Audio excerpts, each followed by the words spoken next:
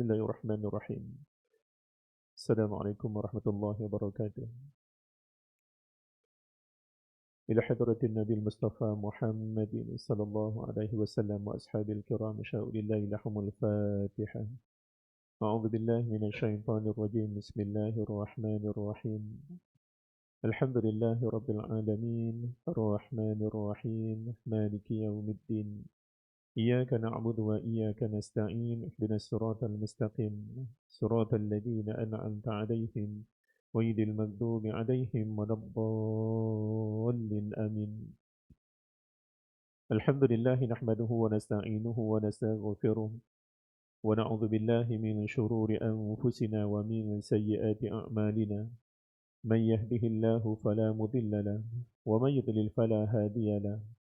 أشهد أن لا إله إلا الله وأشهد أن محمدا عبده ورسوله بلغ الرسالة وأدى الأمانة ونصح الأمة وجاهد في الله حق جهاده.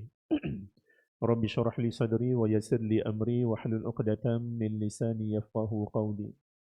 اللهم لا سهل إلا ما جعلته سهلا وأنت تجعل الحزن إذا شئت سهلا.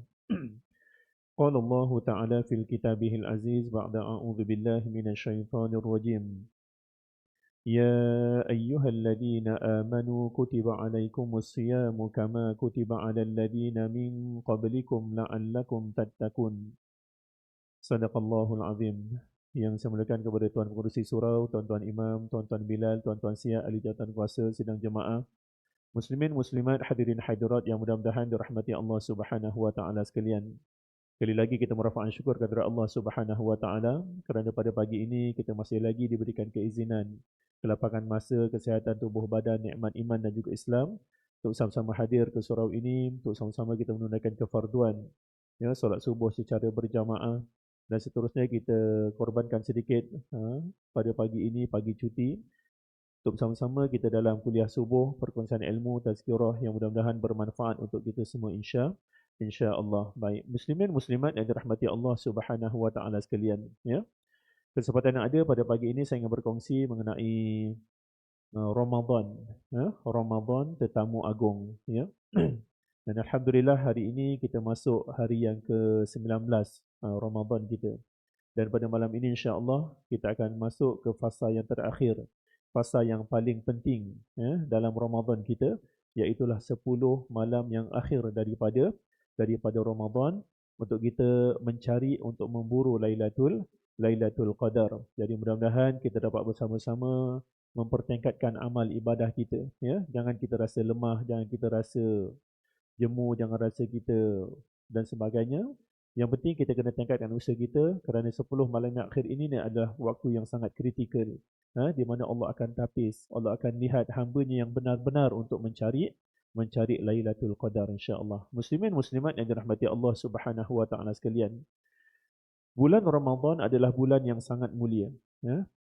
Sebab itulah bulan Ramadan ini juga dinamakan sebagai Sayyidul Suhur ataupun dinamakan sebagai penghulu bagi segala bulan, ya. Dan bulan Ramadan ini adalah satu-satunya bulan yang namanya disebut di dalam Al-Quran. Bulan-bulan lain tidak disebut namanya di dalam Al-Quran, Syawal, Zulqa'dah, ya, Zulhijjah dan sebagainya. Tetapi Ramadan Allah sebut secara khusus di dalam Al-Quran, Syahrul Ramadan alladhi unzila fihi Al-Quran, ya. Bulan Ramadan, bulan diturunkan Al-Quran, ya. Kerana itulah Ramadan ini mempunyai kelebihan, mempunyai kepentingan yang terceri secara khusus. Baik. Berkatnya bulan Ramadan ini, kalau kita perasanlah orang yang memerhati dengan penuh, orang kata dengan mata hati. Bulan Ramadan ini sebenarnya bulan yang mendidik kita, memandu kita, memimpin kehidupan kita. Bermula daripada kita bangun tidur sampailah kita tidur kembali. Kalau kita perasan, ya. Bermula kita bangun awal, ya, untuk sahur. Sebelum itu kita bangun untuk qiyamul lail dan kemudian kita sahur bersama-sama dan kemudian kita solat subuh secara berjamaah di masjid ataupun surau. Dan kemudian kita setiap waktu sembahyang 5 waktu ini kita akan berjamaah di masjid ataupun surau, dan kita lihat surau masjid kebiasaannya pada bulan Ramadan diimarahkan. Kehadiran jemaah lebih daripada bulan-bulan biasa. Berkatnya bulan Ramadan. Kita berbuka bersama-sama, kita tarawih bersama-sama, kita tadarus bersama-sama dan sebagainya. Maka kalau kita perasan kehidupan kita dipandu oleh Allah Subhanahu Wa Taala berkatnya bulan Ramadan. Sebab itulah para sahabat mengatakan bahawa sekiranya manusia mengetahui kelebihan yang ada dalam bulan Ramadan, sudah barang pasti manusia akan menghendaki supaya dijadikan sepanjang tahun itu adalah Ramadan. Kerana apa? Kerana kelebihan, kerana keberkatan yang ada di dalam bulan Ramadan. Ada beberapa perkara Allah muliakan Ramadan, ya. Allah sediakan, Allah jadualkan dalam Ramadan ini beberapa amal ibadah, bagi menandakan kemuliaan Ramadan. Yang pertama Allah sediakan dalam Ramadan tersebut, ya, adalah ibadah puasa. Sebagaimana ayat yang saya bacakan dalam mukadimah tadi, wahai orang-orang yang beriman, difardukan ke atas kamu berpuasa sebagaimana difardukan ke atas umat-umat yang terdahulu, mudah-mudahan kamu bertakwa, ya. Kita berpuasa ni tuan-tuan, puan-puan, muslimin, muslimat sekalian, ya. Kita di sebelah Nusantara ni, Malaysia, Indonesia, Thailand, Singapura, Brunei. Kita di sebelah Nusantara ni kita berpuasa lebih kurang dalam 13 jam, ya.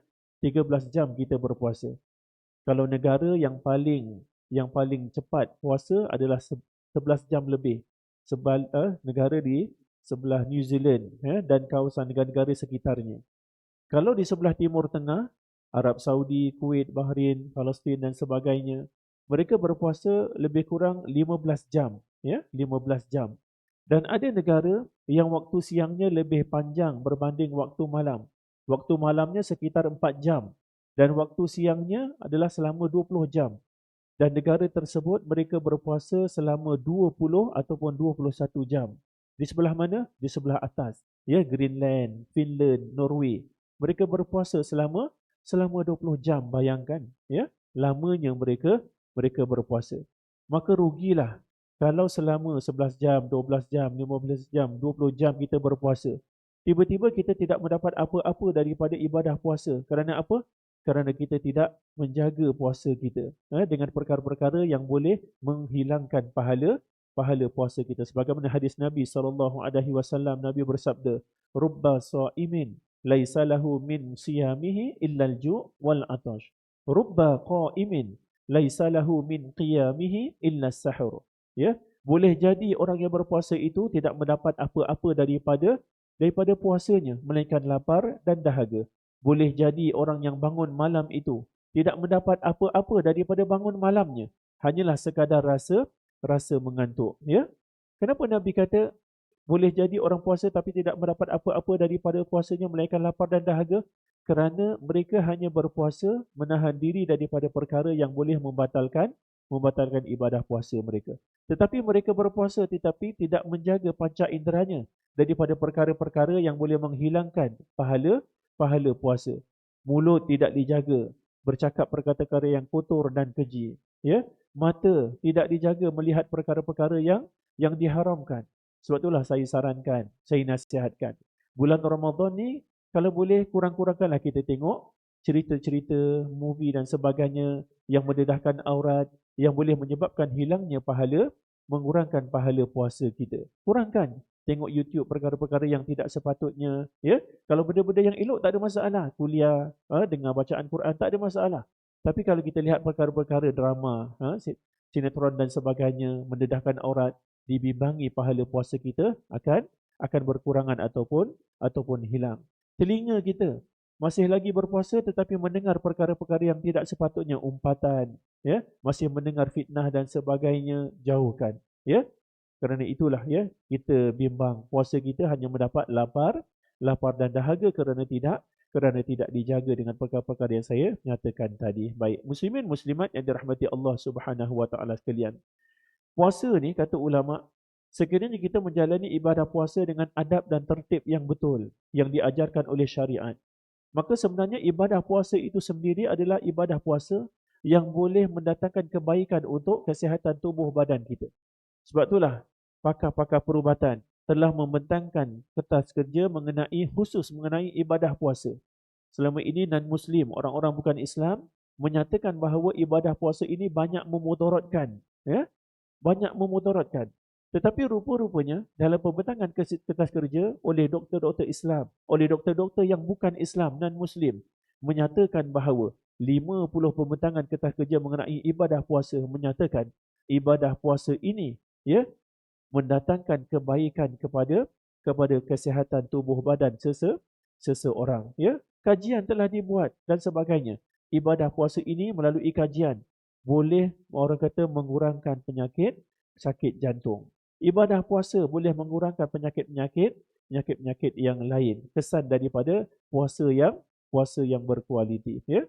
Sebab itulah kata sekiranya kita lihat, kita perhati, kita kaji ibadah puasa yang kita jalani ini sebenarnya, ya. Ibadah puasa ini dari segi kesihatan, dia boleh, orang kata, dipanggil sebagai detoksifikasi. Apa dia detoksifikasi? Menyahkan toksin dalam tubuh badan kita. Sebab itulah kalau kita perasan, kalau kita puasa, biasanya bila kita berpuasa, mulut kita akan berbau. Air liur kita akan likat. Air kencing kita akan berbau. Peluh kita ni akan berbau lebih daripada sekiranya kita tidak berpuasa. Sebab apa? Sebab itu proses nyah toksin ataupun detoksifikasi. Nak dikeluarkan toksin ataupun racun-racun yang ada di dalam tubuh badan kita dengan jalan berpuasa tersebut. Kalau kita perasan. Kerana itulah berpuasa ini mendatangkan kebaikan kepada umat Islam. Baik. Sebab itulah kita lihat ada juga non-Muslim yang dia cuba ataupun belajar untuk berpuasa. Kerana apa? Kerana dia yakin dengan berpuasa itu boleh mendatangkan manfaat dan kebaikan kepada tubuh badan. Baik. Itu yang pertama, Allah muliakan Ramadan dengan ibadah puasa. Baik. Yang kedua, Allah berikan dalam Ramadan ini sahur, ya, sahur. Bulan di luar Ramadan pun ada sahur.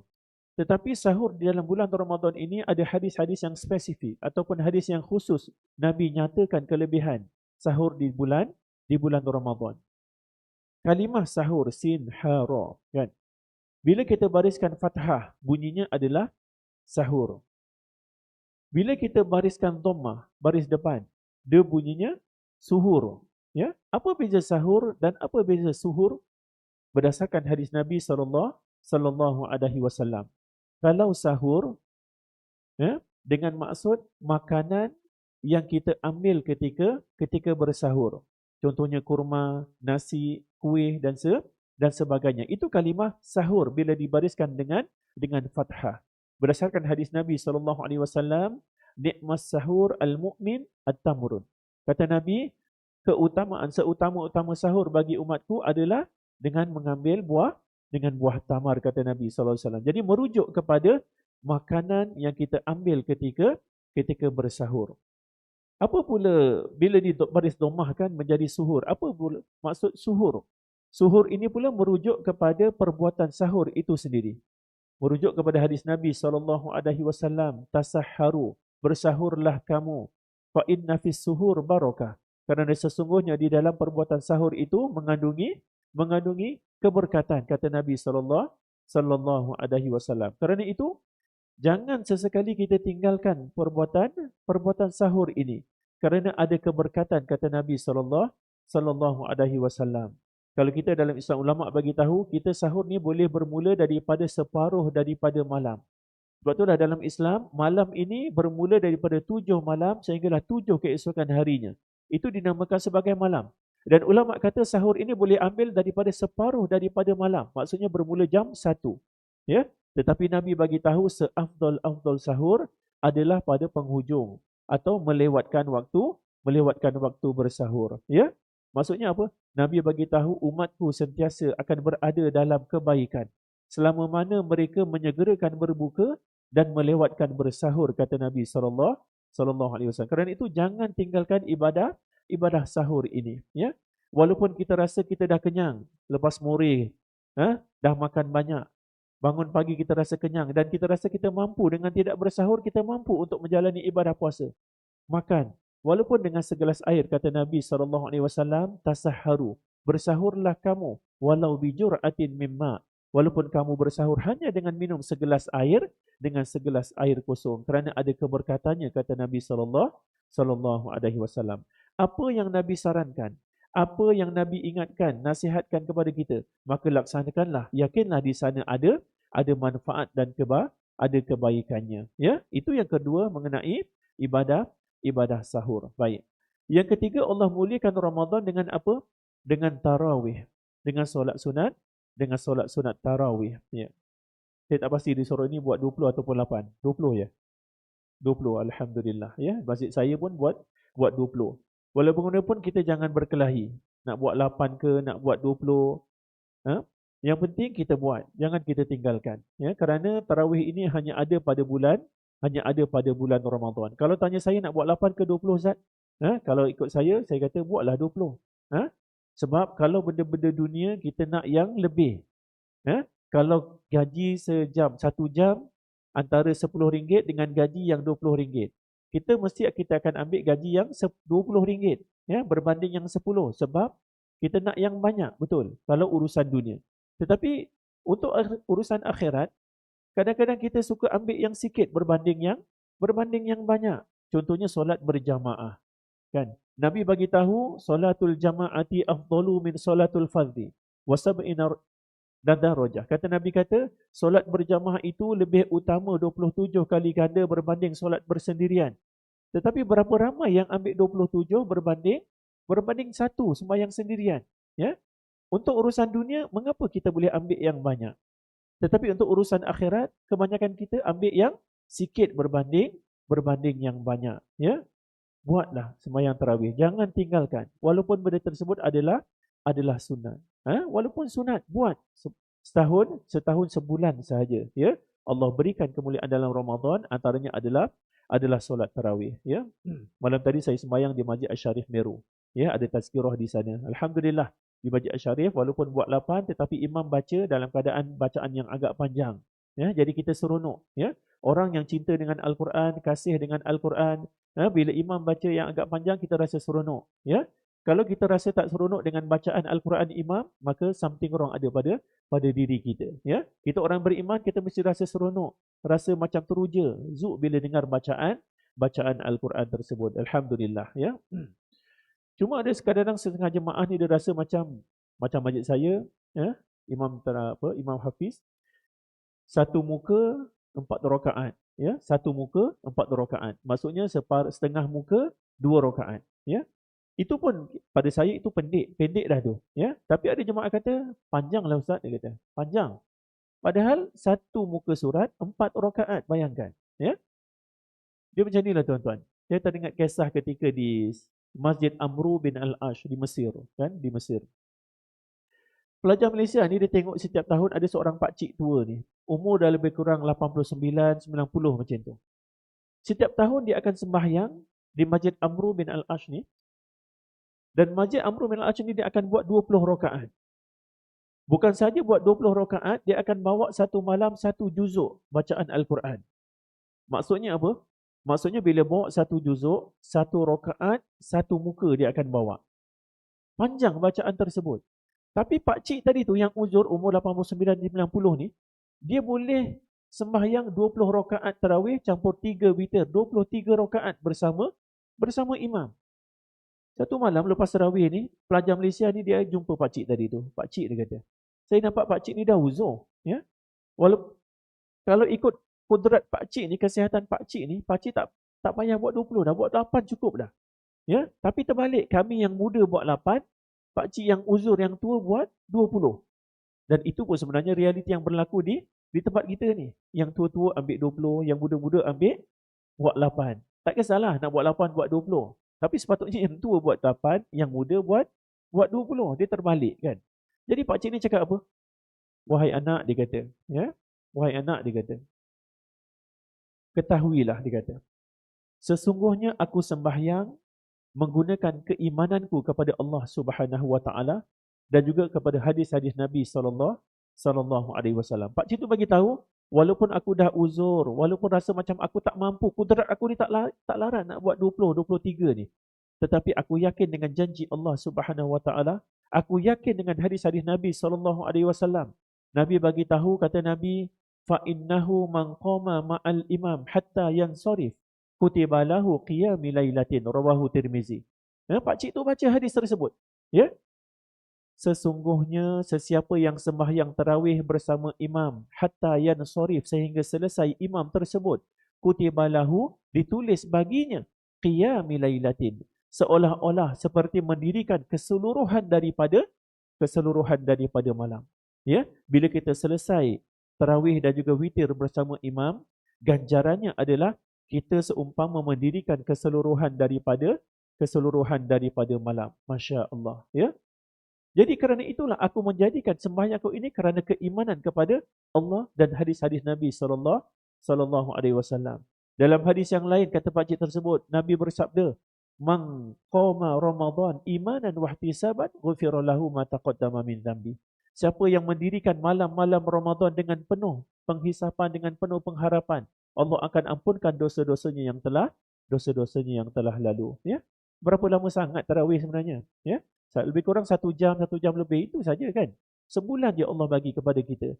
Nak tengok bagaimanakah keimanan kita dengan janji-janji Allah, bagaimana keimanan kita dengan hadis-hadis Nabi sallallahu alaihi wasallam. Sebab itulah jangan tinggalkan solat sunat tarawih walaupun benda tersebut adalah sunat.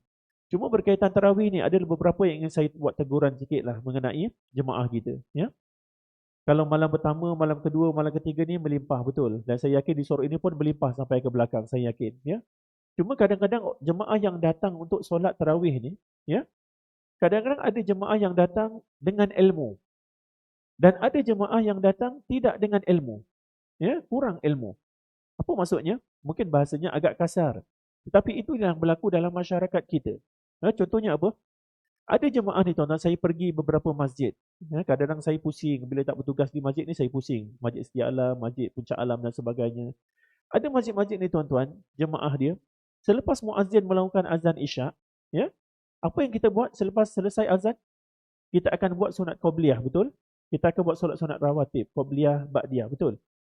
Ada jemaah ni tuan-tuan, lepas azan, mereka duduk sambil apa? Ni, sambil main smartphone.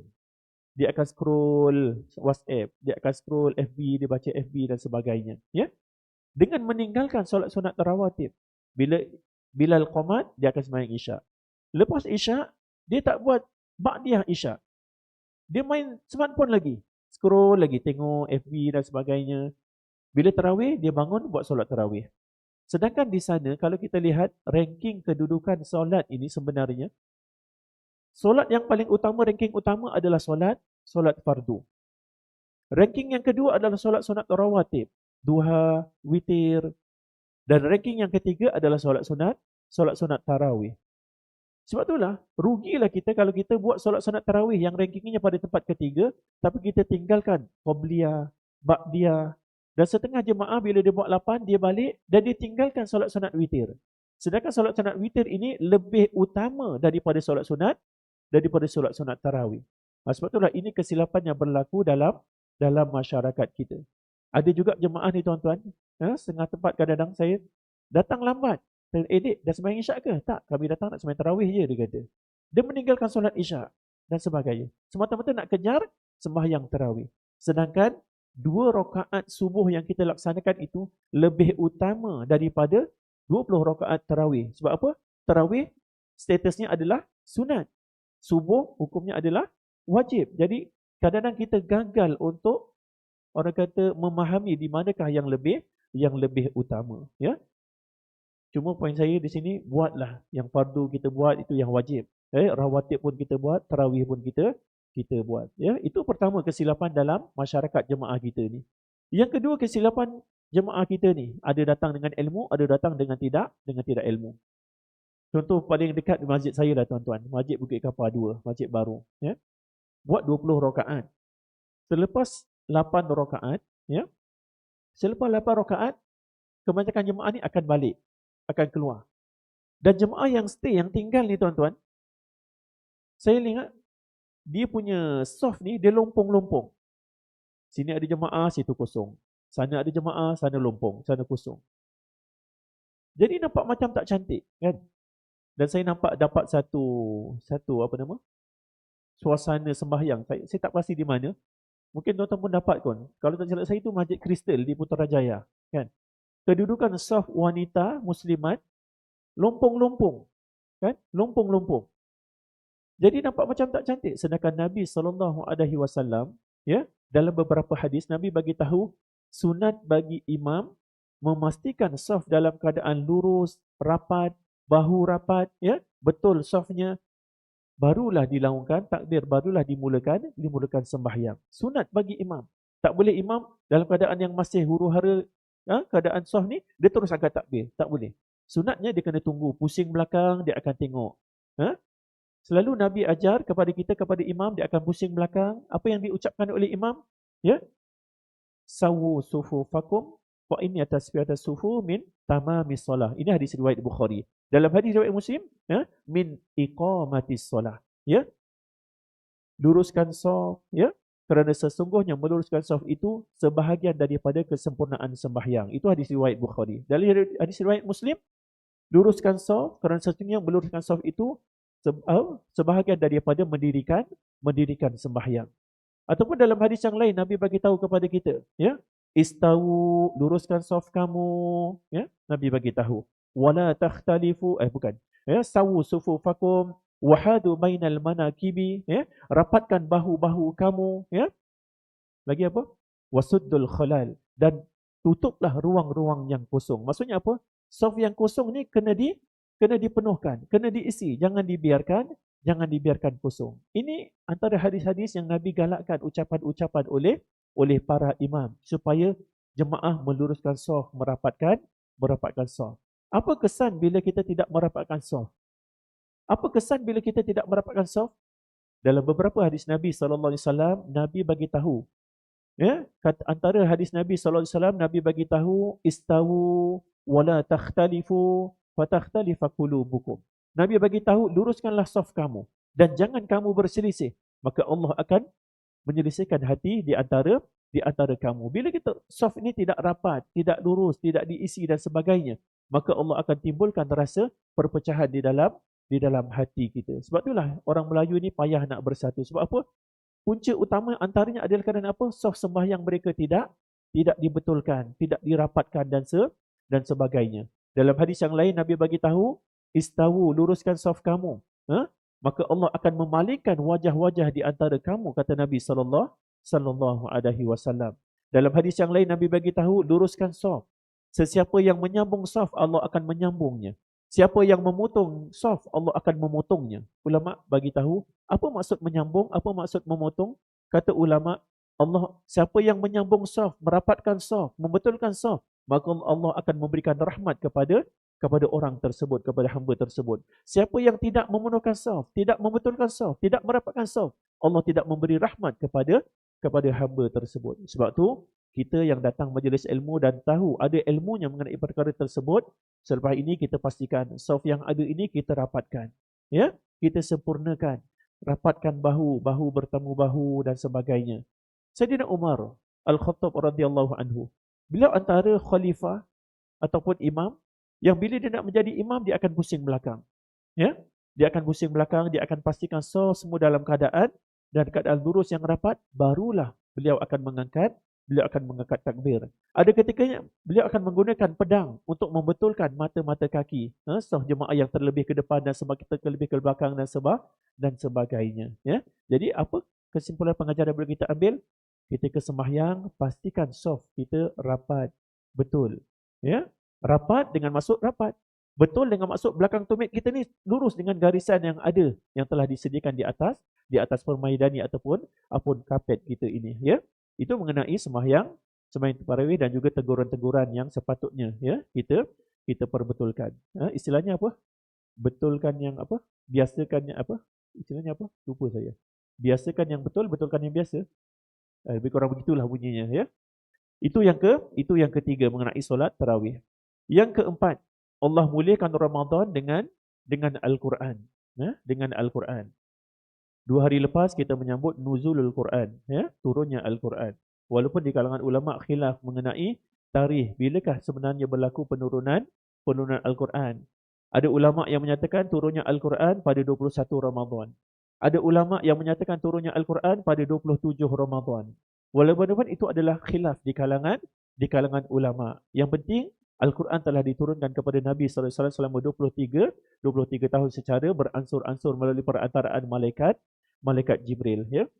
Nak bagi tahu mulianya Al-Quran ini tuan-tuan. Ya. Mulianya Al-Quran ini, kita tengok. Ya. Bulan yang paling mulia adalah bulan Ramadan. Malaikat yang paling mulia adalah malaikat Jibril. Insan yang paling mulia adalah Nabi sallallahu alaihi wasallam. Ya. Malam yang mulia adalah malam Al-Qadar. Kita lihat mulianya Al-Quran. Nabi turunkan pada malam yang paling mulia, malam Al-Qadar. Mulianya Al-Quran Allah turunkan pada bulan yang mulia, yakni bulan Ramadan.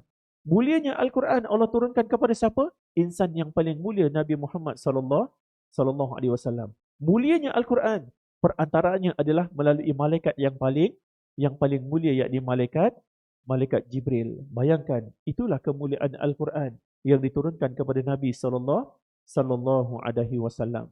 Al-Quran ni tuan-tuan, ya, kita kena baca. Sebagai orang yang beriman, orang Islam, jangan kita jauh dengan Al-Quran. Jangan kita tinggalkan Al-Quran. Kata ulama, ada ulama menyatakan, ulama yang agak syadid lah, ya, ulama yang agak ketat. Dia kata, semalas-malas orang Islam membaca Al-Quran, sehari dia hanya dapat membaca 1 juzuk Al-Quran sahaja. Ini kata ulama, ya, ulama yang agak syadid lah. Sehari dia hanya dapat baca 1 juzuk, itu orang yang paling malas. Ya.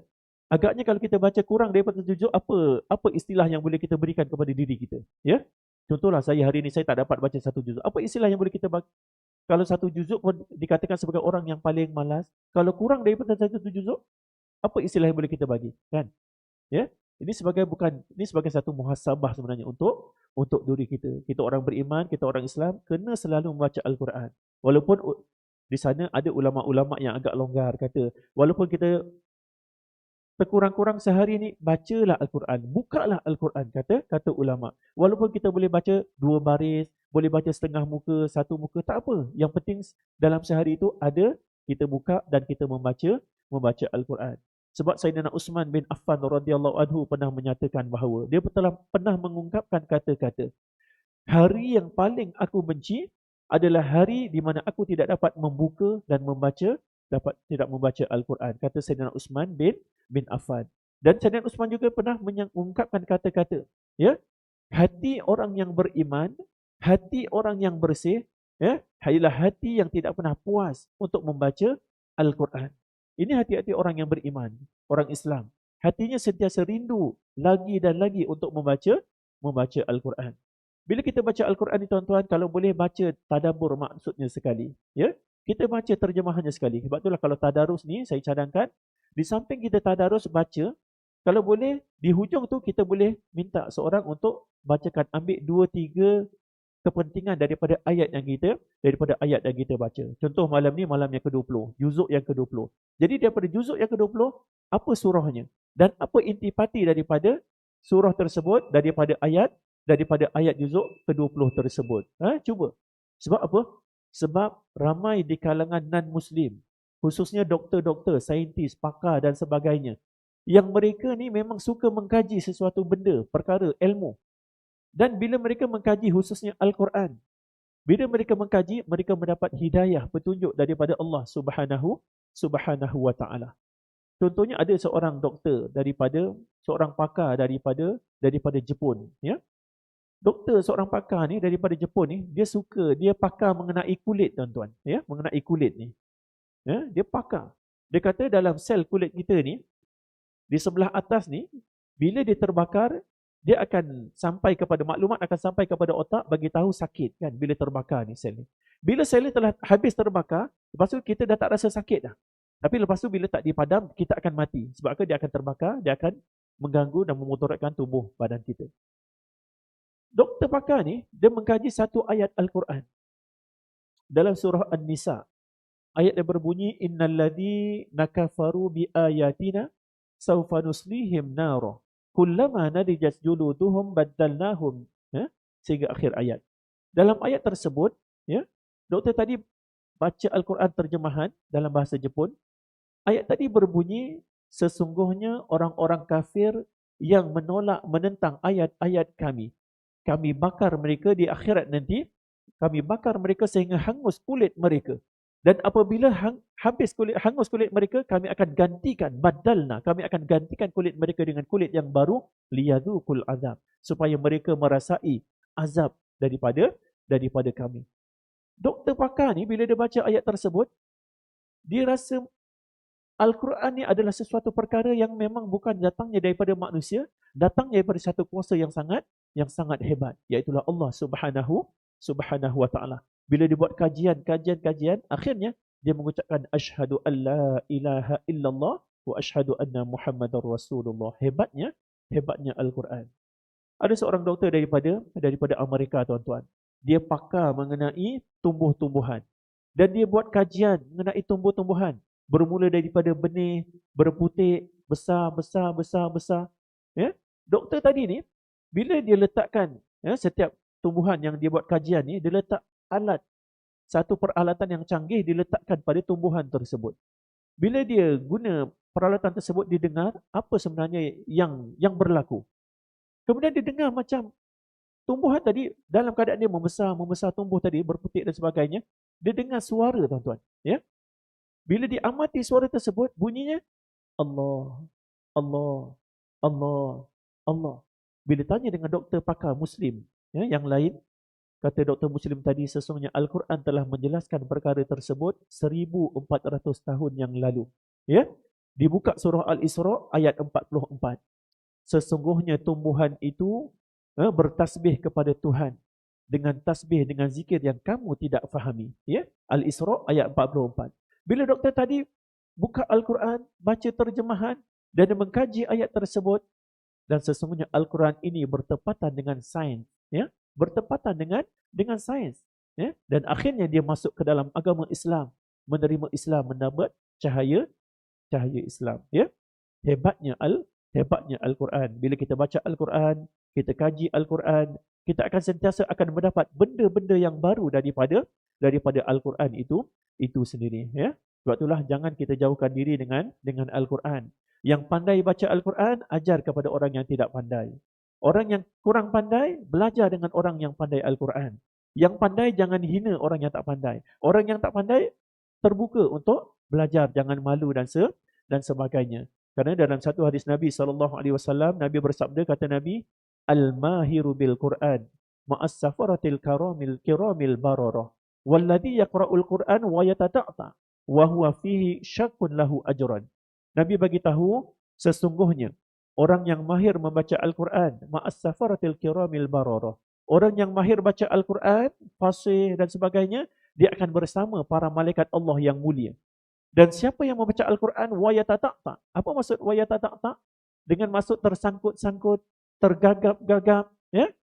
Wa huwa alaihi syaqqun lahu ajran. Dia akan mendapat dua ganjaran, dua kelebihan. Ganjaran yang pertama kerana kesungguhannya untuk membaca Al-Quran. Yang kedua, dalam keadaan tersangkut-sangkut tadi pun dia masih nak membaca Al-Quran untuk belajar Al-Quran. Maksudnya apa? Orang yang pandai baca Al-Quran ada kedudukannya sendiri. Orang yang kurang pandai baca Al-Quran tetapi sanggup untuk belajar, buang sifat malu, ada ganjarannya tersendiri. Yang penting, jangan kita jauhkan diri kita dengan Al-Quran. Dekatkan diri kita dengan Al-Quran, apatah lagi kita berada pada bulan Ramadan yang juga dinamakan sebagai Syahrul Quran, bulan Al-Quran. Maka jangan tinggalkan Al-Quran. Setiap hari kita baca Al-Quran. Dan yang terakhir, insya-Allah pada pagi ini, Allah muliakan Ramadan dengan malam Al-Qadar. Dengan malam Al-Qadar. Malam yang lebih baik daripada 1000 bulan. Kalau dalam surah Al-Qadar ni, satu kalimah yang kita terlepas pandang. Apa dia? Khairum min alfi syahr. Malam yang lebih baik daripada 1000 bulan. Ya? Maksudnya apa? Maksudnya minimanya adalah 1000. Kan? Minimanya ada 1000. Bahkan Allah boleh bagi lebih daripada itu. Sebab itulah kita giatkan usaha kita, tingkatkan semangat kita untuk bermula malam ini. Kalau boleh iktikaf, kita iktikaf di masjid ataupun surau. Ya? Kita iktikaf, kita nak cari 10 malam akhir Ramadan. Sebab Nabi SAW bila masuk 10 akhir Ramadan, Nabi akan ikat pinggang Nabi. Dengan maksud apa? Nabi akan iktikaf, Nabi akan menjauhi isterinya. Kerana apa? Menumpukan fokus dirinya untuk ibadah mencari Lailatul untuk beribadah mencari Lailatul Qadar, ya. Jadi Lailatul Qadar ini, ya, kita kena cari, bukan kita tunggu. Ada orang dia tunggu bila pokok nak sujud, bila air nak beku, kan? Lailatul Qadar bukan untuk ditunggu, sedangkan untuk dicari. Allah akan beri Lailatul Qadar ini kepada orang yang mencarinya, ya. Lailatul Qadar ni tuan-tuan sebenarnya, walaupun dalam hadis Nabi, Nabi bagi tahu tasahharu, carilah Lailatul Qadar itu pada 10 akhir malam Ramadan. Tetapi para sahabat Nabi SAW yang mereka bertemu dengan malam Al-Qadar tersebut, ada beberapa ramai di kalangan sahabat Nabi yang bertemu dengan malam Al-Qadar. Dan mereka telah menyatakan pandangan mereka berlakunya malam Al-Qadar tersebut. Contohnya Saidina Ali, bin Abi Talib. Beliau menyatakan bahawa beliau bertemu dengan malam Al-Qadar pada malam 17 Ramadan. Seorang sahabat Abdullah ibn Mas'ud menyatakan beliau bertemu dengan Ramadan pada malam selain daripada 10 akhir Ramadan. Seorang sahabat Anas bin Malik radhiyallahu anhu, khodam Nabi, menyatakan bertemu malam Al-Qadar pada 1 Ramadan. Tuan-tuan bayangkan. Dan ashab daripada Imam Maliki menyatakan Lailatul Qadar boleh berlaku di antara 10 sehinggalah 19 Ramadan. Ya? Maksudnya apa? Kalau kita hubung jalinkan ke semua daripada hadis Nabi, daripada pandangan para sahabat tadi, maksudnya boleh kalau hadis Nabi kata 10 akhir Ramadan. Tapi pandangan para sahabat bermula daripada 1 sehinggalah 29 ataupun 30 Ramadan. Yang penting sebenarnya apa? Kalau kita bersungguh-sungguh, kita beribadah daripada 1 sampai 29 ataupun 30 Ramadan, insya-Allah kita akan bertemu dengan Lailatul Qadar. Kita tak payah nak pilih-pilih malam. Malam ganjil kita ibadah, malam genap kita rehat. Tak. Orang yang beriman dia tak pilih-pilih. Ya, setiap malam dia akan hidupkan malamnya dan insya-Allah dia akan mendapat Lailatul Qadar, ya. Jadi mudah-mudahan, ya, kesimpulannya kita jadikan Ramadan kita ini adalah Ramadan yang terbaik. Kita jadikan saki-baki yang ada ini lebih kurang dalam 11 hari lagi. Kita giatkan usaha kita. Jangan kita rasa lemah. Untuk yang baca Quran, terus baca Quran, tingkatkan. Yang sedekah terus, jangan putus. Sembahyang tarawih, sembahyang berjamaah, semuanya kita giatkan usaha kita. Mudah-mudahan bila masuk 1 Syawal nanti, dosa kita akan diampunkan sebagaimana bayi yang baru dilahirkan. Apa tanda ibadah Ramadan kita diterima? Kalau kita tengok orang yang balik haji, kan? Orang yang pergi haji, balik haji. Apa dia punya aras ataupun nak tengok orang tu hajinya diterima ataupun tidak secara zahir. Ya? Kita lihat kebiasaannya orang yang pergi haji dan balik haji ada perubahan pada dirinya, pada amalnya. Insya-Allah hajinya diterima oleh Allah Subhanahu wa taala. Kalau sebelum pergi haji jarang solat berjamaah. Lepas balik haji rajin setiap waktu dia sembahyang berjamaah. Insya-Allah hajinya diterima. Begitulah Ramadan, ya. Kalau kita lihat perubahan yang ada selepas Ramadan, kita lihat bagaimana perubahan kita. Kalau lepas Ramadan, masa Ramadan rajin sembahyang berjamaah. Lepas Ramadan tak rajin sembahyang berjamaah. Dibimbangi Ramadan kita tidak diterima. Masa Ramadan rajin sedekah, rajin baca Quran, rajin solat berjamaah. Lepas Ramadan tak nampak dah mukanya di surau. Tak nampak dah dia baca Quran dan sebagainya. Dibimbangi kita, ya, ibadah kita tidak terima dalam bulan Ramadan. Kerana itu kita istiqamah, ya. Kita istiqamah amal di dalam Ramadan dan juga di luar Ramadan. Mudah-mudahan ada manfaat kebaikannya. Tazkirah kuliah subuh pada pagi ini. Yang baik itu datang dari Allah Subhanahu wa taala. Kelemahan kekurangan daripada diri saya sendiri. Aku qauli hadza wa astaghfirullahal azim li wa lakum wa lisairil muslimin wal muslimat fastaghfiruhu innahu huwal ghafurur rahim. Jadi sama-sama kita tangguhkan dengan kafaratul majlis dan suratul as. Subhanakallahumma wa bihamdika asyhadu an la ilaha illa anta astaghfiruka wa atubu ilaik. Bismillahirrahmanirrahim. Wal asri innal insana lafi khusr illa alladhina amanu wa amilus solihat wa tawasaw bil haqqi wa tawasaw bis sabr. Wabillahi taufiq wal hidayah. Assalamualaikum warahmatullahi wabarakatuh.